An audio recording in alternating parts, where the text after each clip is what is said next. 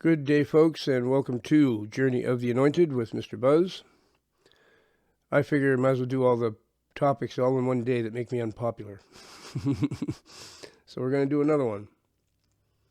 We're going to talk about sports. Not a big fan of sports myself. There's aspects of sports that I am a fan of and do approve of. And there's a whole bunch of things about professional sports, especially, that leave a real bad taste in my mouth. There's some things I really don't like about professional sports. So, in school, I participated I was a soccer player when I was really young. Not on a team or anything, just we played soccer constantly when we were outside. That's what we did. And I was a good soccer player. I was really good, actually. That's something I thought I was going to do for possibly even a career at one point, but quickly moved away from it. I loved playing soccer. I actually played baseball as well. That I did play on a team, little league team. I was a pitcher and first baseman, mostly. That's the two positions I played. So no stranger to sports. I even played hockey a little bit. We had a pit that froze over, and we'd go up there and play hockey. So I've been around a lot of sports and participated in a lot of sports. Enjoyed it, especially I think baseball was my really most favorite one. I liked playing baseball because there was a social aspect to it too, and baseball was fun. But what ruins sports? People being too competitive, mainly. People developing this mindset that they just had to win and that was it. To the point that they'd cheat if they had to. The thought of losing to them was just so bad they couldn't handle it. If you're of that mindset that losing is the most devastating thing in the world, do not participate in sports. Because I hate to tell you, in pretty much every one of them, there's a winner and a loser. That's how it goes. You've got a 50% chance of being the loser. So if being the loser is something you can't handle, sports is probably not the best thing for you, really. And there were people when I grew up that they should not have been playing anything because they could not handle losing. They'd even get in a fist fight afterwards. If they lost, they'd want to beat somebody up. That's not the spirit of competition. It's not what it's supposed to be.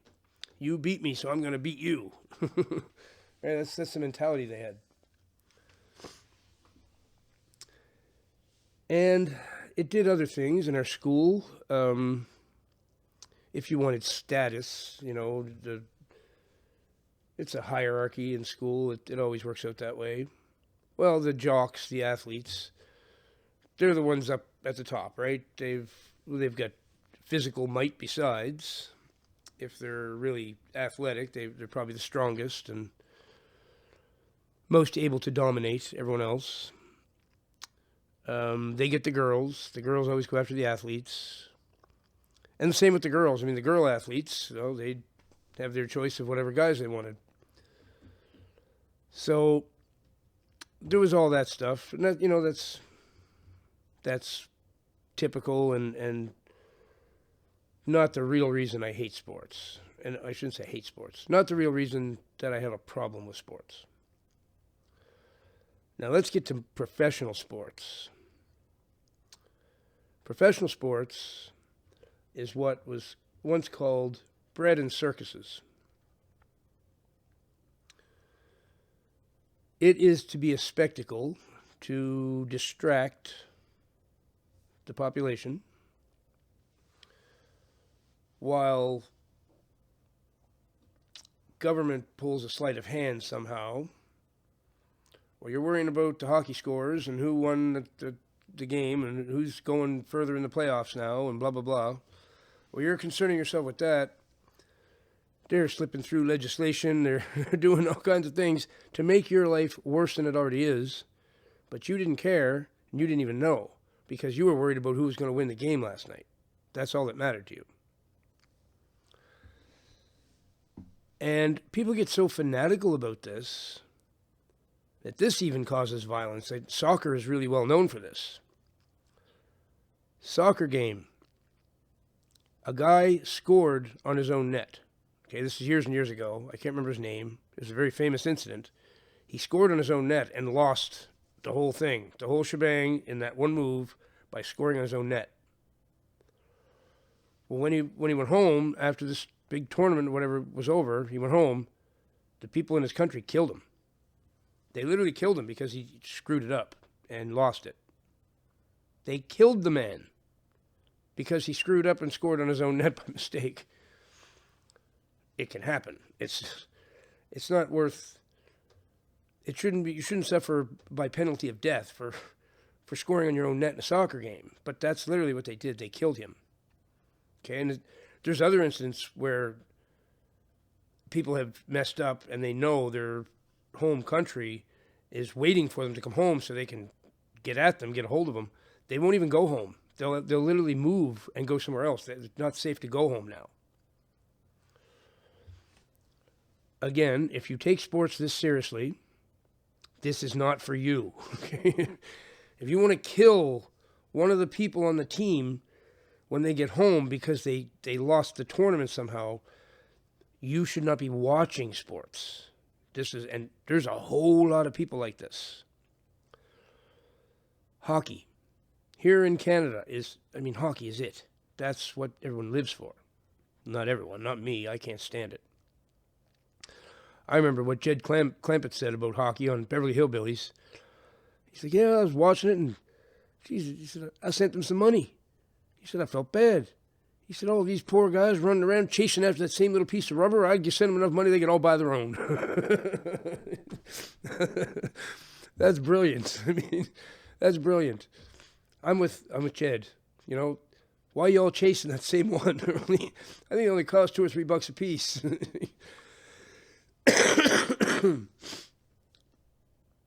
So, hockey, when, let's say in Vancouver, okay, big city, the biggest city in Canada, or second biggest city maybe. It's either that or Toronto, I forget which one's the bigger, one of them. Both big. Let's say the Vancouver team wins the Stanley Cup. Well, it's a celebration for days and everybody's just... everybody's smiling, they're gloating, we are the best, because their team won some games. I'm sorry, but I find that idiotic on a level I can't even express to you. I find that so incredibly idiotic. To think you're better now because your team won some games. They won the playoffs. They won the cup. They get to skate around with this thing above their heads and go, "Yay! Look at me! I'm cool. I won this. We won this cup." Let's say their team loses and doesn't win the Stanley Cup. The other team does. They will literally riot. They will literally riot and terrorize people and smash public transit like shelters and stuff and smash windows and loot and destroy everything because their team didn't win. Because their team didn't win. This is what they do. And they will fight with the other fans from the winning team. The fans from the winning team and the fans from the losing team can have clashes. And it can be bloody brawls, like they want to kill each other over a game they're playing. Do you see why I might have a bit of a problem with this? when I have this argument with people and they don't get it, I'm like, really? You don't get it? You really don't get this? It's not that complicated. It's not. We act like barbarians over a silly game. I mean, I'm with Jed Clampett. Buy them all one of those little rubber pucks, and they don't have to fight over it no more. It only costs, a couple $100. Everybody can have their own. It's silly. And people take it so seriously. And it's like the status of your country is, or in this case, province. It's like the Vancouver Canucks, the Ottawa Senators. So every province has their own team. And when you pick a team and you root for that team, you're joining this, I don't even know what to call it. You're joining something like a political party almost. It's unbelievable. Bunch of guys with sticks chasing around a piece of rubber on the ice with skates on. And this is that important to you that you consider it like the status of your province that you live in is at stake. If this team loses, I mean, I'm lost here. I don't know. I don't know how we got to that. For this reason, I would love to see professional sports not exist, if that's what we're going to do with it. It'd be fine if people just treated it like the entertainment it's meant, well, it's actually meant to do what it's doing. That's the thing. This is all stoked by technocrats. They stoke this and they keep this going. They like this. This is dividing people even further. Okay, this is, the more chaos they can cause in society, the happier they are. And sports is one of the things they use to do it. Plus, as I said, it's a big distraction. While fans are over here fighting with each other over who won the game, politicians are over here slipping through some Friday night legislation that nobody ever hears about, and they got away with it. Nobody said a word. They were too busy fighting over the hockey game. It's unreal. It's absolutely unreal. And then let's take a game like football. Football is actually modeled after military strategy in war. Okay? It's war, literally. You're playing war when you're playing football. Simulated war.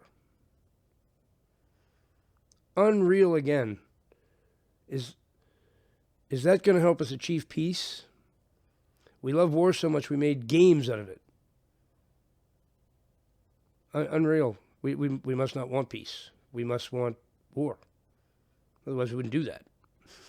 We wouldn't do that. There was an incident here in Canada. I believe it was here. Yeah, it was here in Canada. It's quite a while ago now. I'm guessing in the 2000s maybe. Little League game, hockey game. Something happened out on the ice, and these two players, I mean, these are little kids. These are, I think they were like 10 to 12 years old or something like that.